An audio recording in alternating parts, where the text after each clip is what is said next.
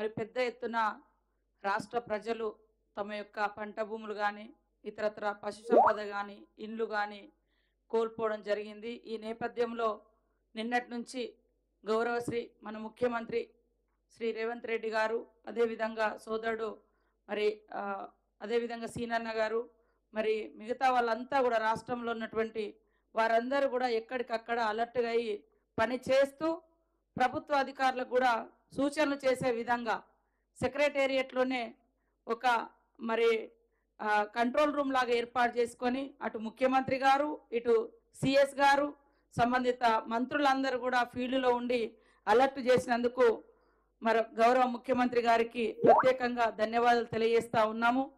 ఈ క్రమంలో నిన్న నల్గొండ, ఖమ్మం చూసుకొని ఈరోజు మరి మహబూబాబాద్ జిల్లాకు వారు రావడం జరిగింది. అదేవిధంగా ఈ కార్యక్రమంలో పాల్గొంటున్నటువంటి స్థానిక మన మహబూబాబాద్ ఎంపీ గారు, అదేవిధంగా డోర్నకల్, మహబూబాబాద్, మరి భూపాల్పల్లి, వరంగల్, పాలకుర్తి ఎమ్మెల్యేలు, అదేవిధంగా సోదరులు, ప్రభుత్వ సలహాదారులు అయినటువంటి వేం నరేంద్రన్న గారు, మరి అదేవిధంగా ఇల్లెందు ఎమ్మెల్యే గారు, మా కలెక్టర్, ఎస్పీ, ఇతర శాఖల అధికారులు, మున్సిపల్ చైర్మన్ గారు, అధికారులకు అందరికీ కూడా హృదయపూర్వక నమస్కారాలు, ధన్యవాదాలు తెలియజేస్తా ఉన్నాను. ముఖ్యంగా రెడ్ జోన్ కింద మహబూబాబాద్ జిల్లా లేదు. ఏది మనకు ముందు వచ్చినప్పుడు రెడ్ అలర్ట్ కింద లేకుంటుండే, కొంచెం ఫ్రీగా ఉన్నాము. కానీ మొత్తం రెడ్ జోన్ కింద మహబూబాబాద్ కానీ ములుగు సైడు, ఇంకా భూపాల్పల్లి అటు సైడు ఉండే. కానీ సడన్గా 31 నాడు సాయంత్రం ఇది ఎఫెక్ట్ అయి తెల్లారి వరకు గ్రామాలలోకి నీళ్ళు వస్తే మరి ఎంతో సమన్వయంతో స్థానికంగా ఉండేటువంటి జిల్లా యంత్రాంగం అంతా అలర్ట్గా పనిచేసి ఇవాళ సీతారాం నాయక్ తండా ప్రజల్ని కానీ రావిరాల మహబూబాబాద్ జిల్లాలో కూడా మహబూబాబాద్ నియోజకవర్గంలో రావిరాల గ్రామంలో కూడా పెద్ద ఎత్తున పశు సంపద కోల్పోయినరు, బండ్లు కోల్పోయినరు, వాగులలో పడి అన్నీ కొట్టుకుపోయినటువంటి పరిస్థితి.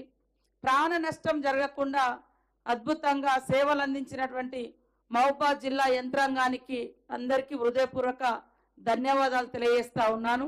ముఖ్యంగా పోలీస్ డిపార్ట్మెంట్ వారు కూడా రాష్ట్రంలో వారందరూ కూడా మొన్న ఖమ్మంలో కానీ ఇక్కడ కానీ అదేవిధంగా మనుగూరులో కూడా ఇండ్లకు నీళ్ళు వచ్చినప్పుడు వారు ఉదయం పొద్దున్నే వెళ్ళి ఎక్కడికక్కడ పోలీస్ అధికారులు అందరూ మిగతా శాఖలతోటి కలెక్టర్లు కోఆర్డినేషన్ చేసుకొని మరి ఈ యొక్క సేవలు చేయడం జరిగింది.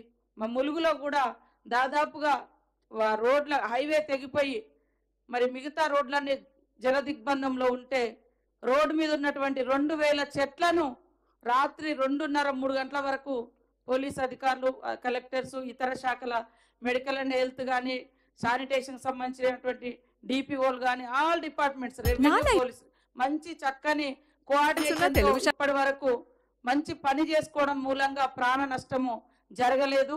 కాబట్టి ఇట్లాంటి విపత్తులు ఎప్పుడొచ్చినా సమర్థవంతంగా సమన్వయంతో ముందు చూపుతో మరి జిల్లాల వారీగా మండలాల వారీగా కోఆర్డినేషన్ టీమ్స్ కూడా మనం ఏర్పాటు చేసుకొని, నేను మొన్ననే మరి ఆ రోజు నైట్ ఇక్కడికి వచ్చిన 2 రోజుల క్రితం నైట్ వచ్చి ఇక్కడ నైట్ హాల్ట్ చేసి ములుగు చూసుకొని ఇక్కడికి వచ్చి అధికారులతో రివ్యూ చేసి తెల్లారి వరకు అందరికి కూడా పునరావాసం కానీ ఇతరత్ర ఇబ్బందులు లేకుండా ఏర్పాటు చేసి బాగా నష్టపోయినటువంటి వాళ్ళకు కూడా సీతారాం నాయక్ తండలో కానీ రావిరాలలో కానీ అక్కడ లోకల్ ఎమ్మెల్యేలు, మరి అదేవిధంగా పోలీస్ అధికారులు, కలెక్టర్ గారు సమన్వయంతో, ఎస్పీ గారు అందరి సమన్వయంతో వాళ్ళకు నిత్యావసర వస్తువులను కూడా అందించి కొంత రిలీఫ్ ఇవ్వడం జరిగింది.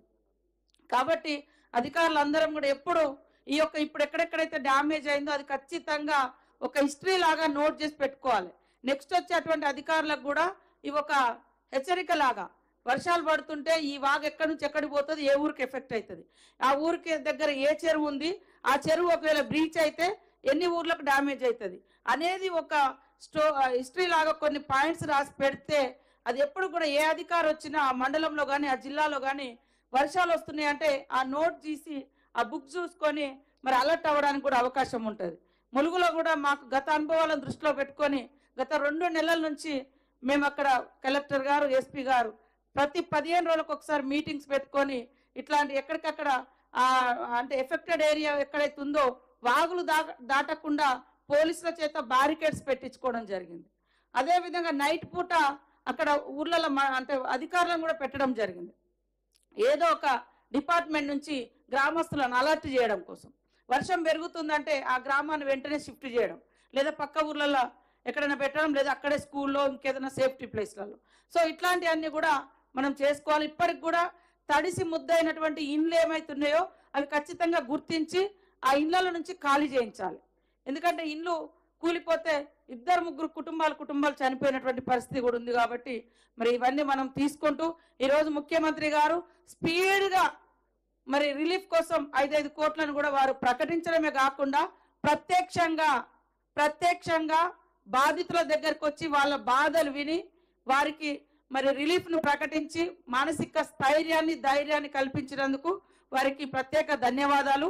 ఈ రోజు ఉన్నటువంటి అధికారులందరూ కూడా ఇంకా రోడ్ల పునరుద్ధరణ కానీ, ఎలక్ట్రిసిటీకి సంబంధించినటువంటి కానీ, మెడికల్ హెల్త్ అయితే రెగ్యులర్గా మనం క్యాంప్స్ కూడా పెట్టాలి, శానిటేషన్ కూడా స్పీడప్ చేసుకోవాలి, డ్రింకింగ్ వాటర్ కూడా కంటామినేషన్ కాకుండా మరి ఎక్కడికక్కడ డిపిఓలు కూడా అది అలర్ట్గా ఉండాలని కోరుకుంటూ మరి ఇప్పటి వరకు మీరందరూ అలర్ట్గా ఉండి సేవ చేసినందుకు మీకు ప్రత్యేకంగా అధికారులందరికీ ధన్యవాదాలు తెలియజేస్తా ఉన్నాం.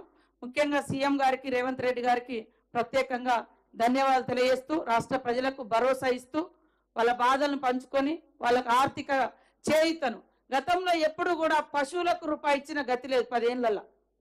ఈరోజు పశు సంపద నష్టపోతుందని ఆవులకు కానీ, గేదెలకు కానీ, మేకలకు కానీ వాటికి కూడా పరిహారం ప్రకటించినటువంటి సందర్భం. కాబట్టి మనమంతా ఈ ప్రభుత్వం యొక్క లక్ష్యాన్ని, ప్రభుత్వం ప్రకటించిన ప్రతి రూపాయిని నిజంగా నష్టపోయినటువంటి బాధితులకు చేరవేసే విధంగా మానిటరింగ్ కమిటీ వేసుకొని మండలాల వారీగా, గ్రామాల వారీగా వేసుకొని కలెక్టర్ గారు మానిటరింగ్ చేసుకుంటూ బాధితులకు అందించే విధంగా కృషి చేయాలని కోరుకుంటూ అందరికీ నమస్కారాలు.